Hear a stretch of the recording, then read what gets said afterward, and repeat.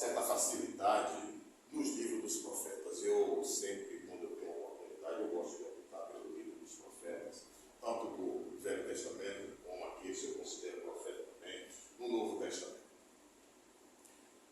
Os profetas, eles eram diferentes dos sacerdotes, porque os profetas, eles não tinham uma vida fácil. A vida dos profetas era muito sofrida. O sacerdote, eles eram homens que Deus levantava, que vinha da tribo de Levi, que além de vir da tribo de Levi, o sacerdote ele tinha que estar na linhagem de Arão para ser um sacerdote.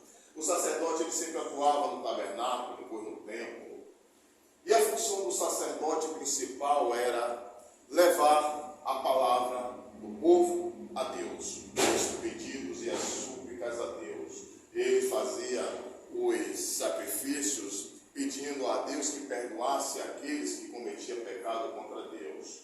Mas o profeta, ele não costumava ser muito bem visto, ele tinha vida difícil, porque o profeta, em vez de levar a palavra do povo a Deus, ele trazia a palavra de Deus ao povo. E o nosso Deus único, justo e verdadeiro, quando ele tem bênçãos para lançar sobre nós, ele lança, mas quando ele não tem bênção, quando nós estamos em pecado contra ele, aí é juízo. E essa era a função também do profeta, anunciar o juízo de Deus. Porque o profeta estava imediatamente entre o povo e o juízo de Deus. Era a palavra que antecedia o juízo de Deus para que as pessoas, o povo, a nação, o povo de Deus, se voltasse para Deus e os pecados que geralmente estamos cometendo, nós cessemos e nos voltamos para Deus.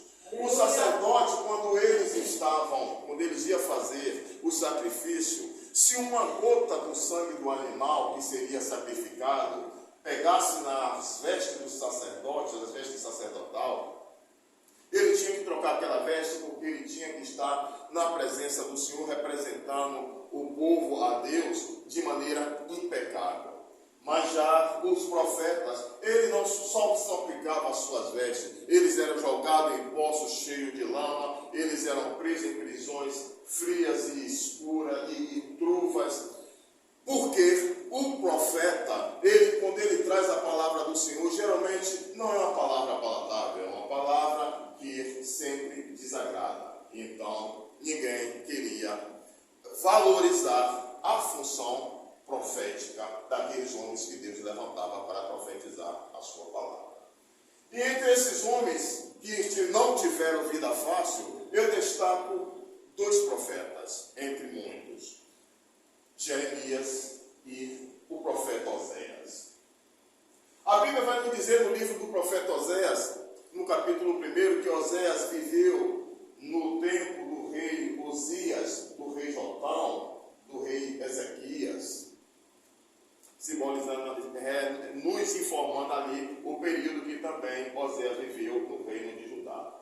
No versículo 2 do capítulo 1 do livro do profeta Oséias, a palavra de Deus chega até o profeta Oséias e diz a ele: vai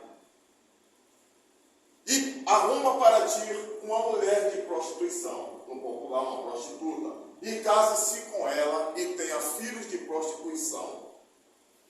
No versículo 3 do capítulo 1 do livro de Oséias, a Bíblia nos diz que Oséias foi, segundo os historiadores, em um templo pagão, e lá ele contraiu matrimônio com uma prostituta cultual chamada Gomer, filha de Deblaim. Mas por que Deus mandou o seu profeta, um homem que ele levantou para profetizar a sua palavra, contrair matrimônio com uma mulher de prostituição? Parece algo estranho, né?